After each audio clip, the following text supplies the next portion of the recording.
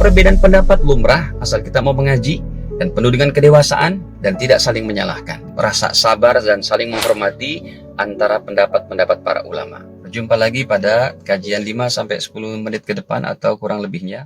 Assalamualaikum warahmatullahi wabarakatuh. Nahmaduhu wa nusalli ala rasulihil karim amma ba'd. Kaum muslimin muslimat yang dirahmati Allah, kembali lagi pada kajian 5 atau 10 menit ke depan kurang lebihnya.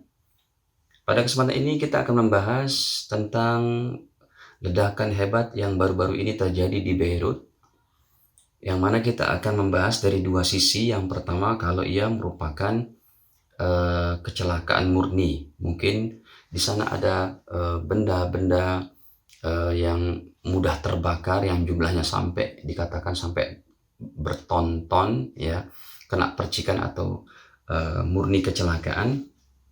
Maka umat Islam yang terkena musibah ini, hadirin, ini bukannya sia-sia kehidupan mereka padahal keluarga memang bersedih, tetapi berdasarkan dalil daripada dalil-dalil Al-Quran dan hadis, terutamanya dalam ini masalah hadis kami bawa, ya, bahwa orang Islam yang terkena ledakan, terkena goncangan gedung dari hantaman bahan peledak yang begitu hebat yang kemarin kita saksikan di media sosial, bahwa bisa sampai radius 10 km.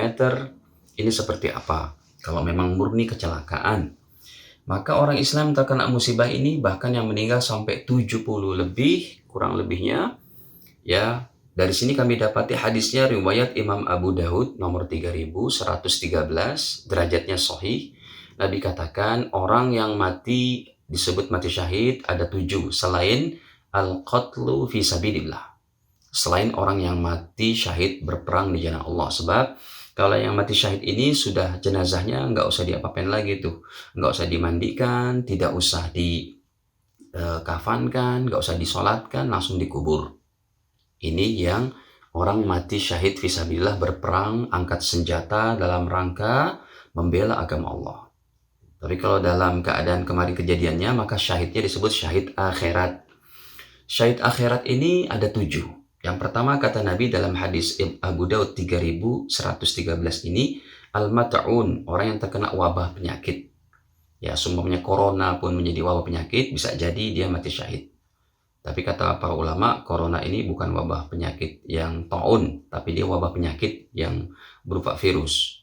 Nah, tapi tetap dapat keutamaannya. Ya, orang yang terkena penyakit sampai meninggal, dosanya dihapus kata Nabi SAW. Itu pun ada dalam Sahih riwayat Al-Imam Bukhari. Baik, hadirin, yang kedua adalah wal gharik, yaitu orang yang mati tenggelam. Yang ketiga adalah wasahibu dzatil jambi, orang Islam yang terkena penyakit paru-paru atau luka di lambung. Ini pun hitungannya syahid akhirat. Yang keempat wal mabtun, orang yang sakit perut. Yang kelima adalah wasahibul harik, yang terbakar. Sumpamanya kemarin ada orang Islam di area yang sangat dekat, jarak cuma berapa meter saja, dan mati terbakar, maka mati syahid nomor 5 ini. Yang keenam adalah yaitu walladzi yamutu tahtal hadmi. Yang keenam yang tertimpa benda yang berat. Kita lihat gedung di samping ledakan pertama itu hancur, semuanya ada orang terkena benda beratnya. Udah gitu terbakar juga. Ini double-double pahalanya gitu ya. Yang terakhir yang ketujuh adalah wal mar'atu tamutu bi jum'in syahidun, dan wanita yang meninggal ketika mengandung, lagi mengandung meninggal ataupun dalam keadaan nifas meninggal, maka ini terhitung mati syahid. Ini yang pertama. Yang kedua, apabila kejadian ini terjadi karena ulah teroris, ya, terorisme ini dalam Islam dilarang keras dan hukumannya sangat berat dalam Al-Quran. Ya, boleh dibuka suratnya Al-Ma'idah pada surat kelima ayat ke-33. Allah Ta'ala mengancam perbuatan terorisme ini, innama jazaa'ul ladzina yuharibunallaha wa rasulah. Sesungguhnya pembalasan bagi orang-orang yang memusuhi Allah dan Rasulnya, wa yas'auna fil ardi fasada, dan membuat kerusakan di permukaan bumi ini, kata Allah Ta'ala, yang pertama siksaannya ayyuqattalu, mesti dibunuh, au yusallabu, disalib. Yang ketiga, au tuqatta'a aydim wa arjuluhum min khilaf, dipotong tangan dan kakinya berselang gitu ya, tangan kanan kaki kiri. Yang keempat, au yunfau minal ard, ataupun dienyahkan dari tempat kediamannya, dari negaranya, dari kotanya. Dzalika lahum khizyun fid dunya, itulah kehinaan bagi mereka, walahum fil akhirati adzabun adzim, bagi mereka di akhirat juga adab yang sangat pedih.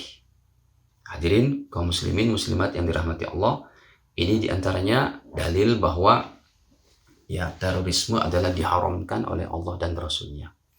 Kalau kita lihat dalam hadis Sahih Bukhari, ya sekalipun ada non Muslim di sebelah kita, di samping kita, tidak boleh untuk kita yaitu membuat mereka celaka. Dalam Sahih Bukhari, Nabi masih bertetangga dengan Yahudi di kota Madinah terdahulu.